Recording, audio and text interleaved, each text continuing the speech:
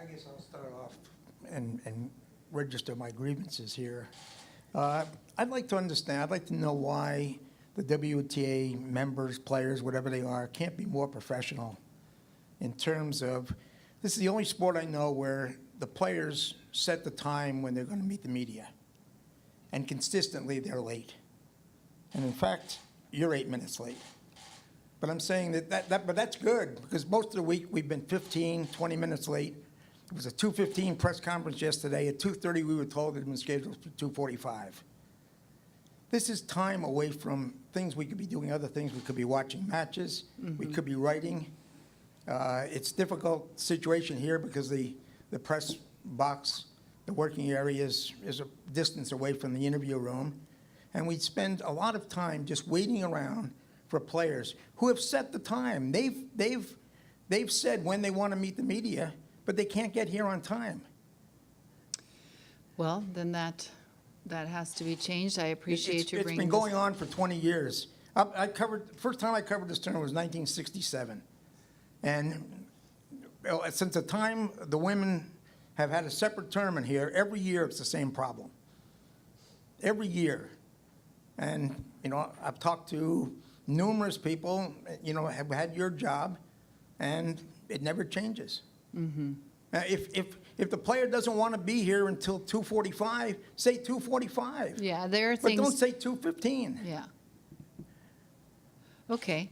There are, obviously there are things that do change for them, but it should be very easy in the day of technology to make it, to send you a message or to say, look, the trainer was running behind, or I couldn't find a free shower, or whatever, and it's going to be, I'm going to be 10 minutes late. Or maybe like every other sport, right after the match, they come and talk to the media. Any other questions? Yeah, hi, Tim Sargent, Global News. Every year, this tournament sets fan attendance records Yes. for a one-week event, whether it's the women or the men, WTA or ATP Tour, and it even beats out Toronto and all the other tournaments in the world for a one-week female or male event. Why do you think it's so popular here in Montreal? Why is this tournament so successful compared to, not that the other tournaments aren't successful, but why is this number one in terms of fan attendance records, you think? I think the team has invested and continues to invest a lot in looking at ways to keep improving on the event. So it was my first time here yesterday, and Eugène took me around the venue, and he explained the history of how it went from a baseball stadium to the city and the state and the federal government bringing investment together to build a specific tennis facility because the baseball team moved to another arena, and so now this was going to be dedicated to tennis. So, and then in the way that he looks at how the seating is commercialized and how the fan village is laid out, it's very clear to me, who visits many tennis facilities around the world, that the thought here is really fan first. That is the right way to think, obviously. But even in looking at how the public space was laid out, his question was, what do you think? Is this the optimal way to lay it out? So that always translates to the fan knowing that their voice or their habits are studied and they're prioritized. And so I think that's number one. Number two, the fields are always very strong. and the fans here know tennis. That's obvious. And then Tennis Canada has done a great job of training per region. And the training facility here is very impressive. They've got hard true courts up there on the roof. It's just a beautiful facility. And then you talk to the juniors and how they come here for their regional championships, and they've come here for nationals.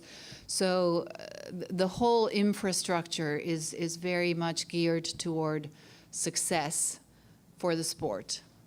And just a quick follow-up, talking about the infrastructure going forward, Eugene Lapierre suggesting that eventually he wants to put a retractable roof over the center court. He says this is the trend in tennis. You see it in most of the majors now. And he says, but this initiative, he's actually trying to get ahead of the ball. And he says it's coming from him rather than WTA or the ATP. What do you think that's necessary? Is that like a prerequisite to keep the tournament in Montreal in the years ahead? No, not a prerequisite, no. But in the theme of he's always looking to, what's the next best thing? How can we make this better and better and better? And never resting on his laurels. That's, we've had rain.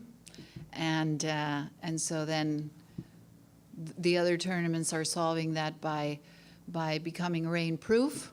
So that's future-proof. And so being the market that it's in here in Montreal, I think it would be great. It's also expensive, and is it a prerequisite or necessary? No. But it's probably coming, right?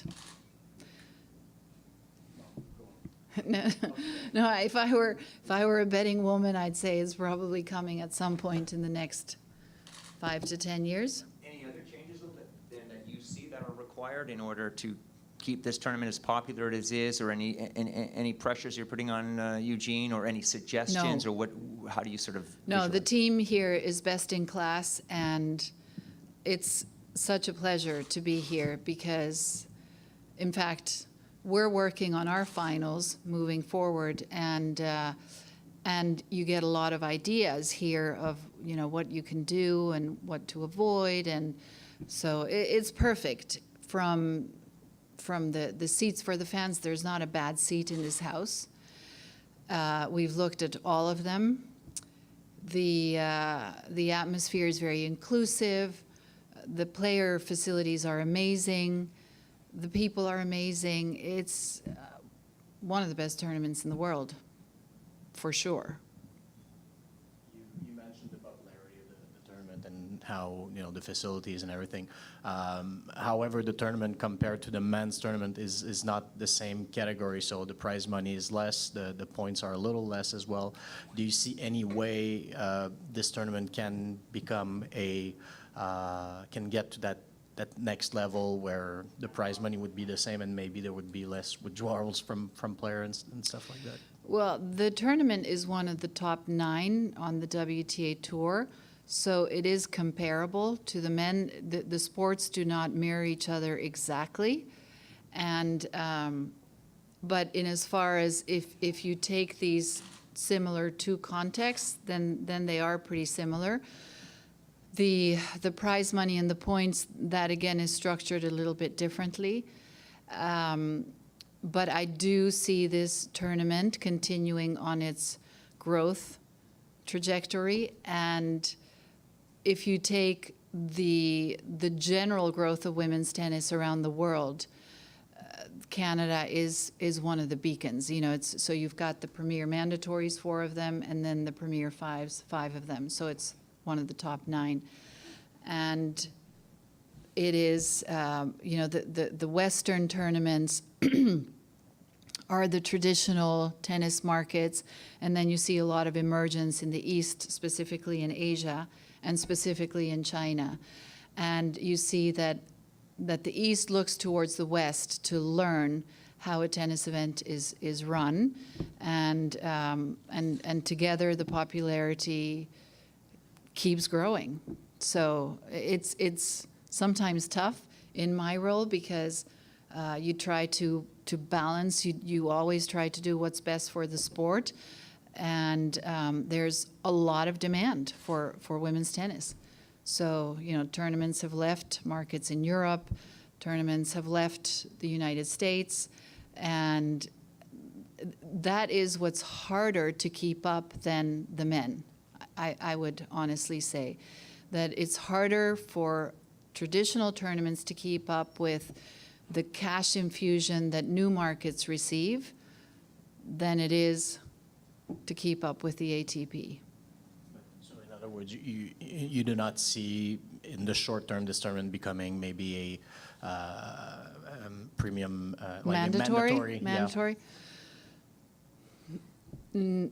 No, but that's not because of any weakness here.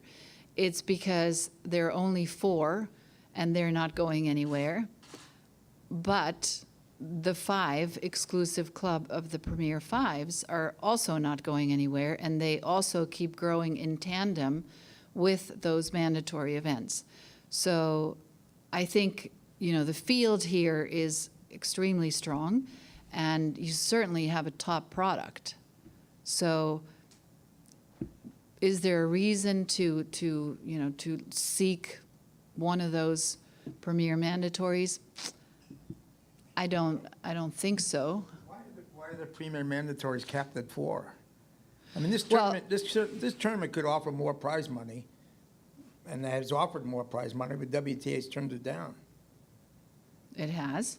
Well, I mean, I was told that Tennis Canada was willing to put the same amount of prize money as the men's tournament, and WTA said that would throw everything out of whack with the other tournaments. Well, that's news to me, because I don't think that the WTA can set caps when it comes to prize money. We try to work within a structure, and is this tournament in a position where the WTA tries to limit it? Absolutely not. So this tournament could offer more prize money if they wanted to. Sure. Well, that's not the impression that Stacey Alister used to give. That's, I mean, I was told that if this tournament offered more money than, say, Cincinnati, it would be unfair to Cincinnati. Well, there are a lot of legal issues in terms of setting prices that the WTA would never get into. As far as changing the player commitment, the reason why the player commitment is set in the manner that it is because there are so many players and there are so many tournaments. And the players travel around the world all year round, and they have a very hectic existence. You know that there are injuries that happen, and we put a lot of stress on the athletes. So we need to balance that, as well as the rest of the WTA tour, and so asking the players to play one more Premier Mandatory then does bring things into a lack of balance. And we've spent a lot of time looking at that, and we continue to. So if there is an opportunity to add another tournament, then we need to see what corrections we need to make in another area. But we are always looking at maximizing the opportunity for each city and for the athletes, and trying to maintain a healthy balance, if that makes sense. Switching gear, yesterday there was the injury to Buzarnescu. Yeah. After the match, as Svitolina mentioned, she thought it took a lot of time for medical assistance to come. Turns out it wasn't only 2.5 minutes, but she still thought it took long, and she figured, like, what if there's a player who has a heart attack or something? Is there what's your response to that comment by the player, and how the WTA handles medical situations? Well, the WTA has to work within the facility, and the facility has training rooms in one place, and the trainers are busy in those training rooms, and then they come on court as fast as they can. So it's not like in football, for example, where the entire team is either on the bench or on the field, and everybody is on the field.